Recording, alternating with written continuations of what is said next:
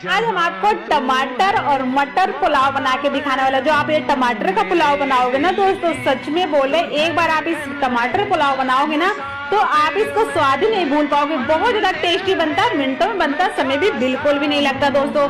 तब ले लिया कढ़ाई में हमने ऐड कर दिया साबुत मसाले, हींग, लहसुन, अदरक का पेस्ट। उसके बाद यहाँ पे प्याज ऐड कर दिया, हरी मिर्ची ऐड कर दिया कटी हुई।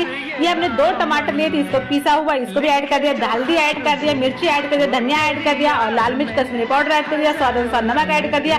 इसको हमें अच्छे से भूनना है और इसके साथ में हमने डाल दिया मटर को भी थोड़ा सा ढक के पका लिए। उसके बाद में 20-30 मिनट के लिए हमने चावल को भिगो के रखे थे, चावल भी ऐड कर दिए। यहाँ पे हम गरम पानी ऐड कर दिए हैं। इसको हम एक बार थोड़ा सा और हिला देंगे, बोल होने लगे जब। उसके बाद हम यहाँ पे ऐड कर दिया हरी मिर्ची और लाल मिर्ची और धनिया और यहाँ पे घी या बटर आप ऐड करके इस तरह से मिला के फिर इसको छोड़ दीजिएगा 10 मिनट के लिए लो फ्लेम में।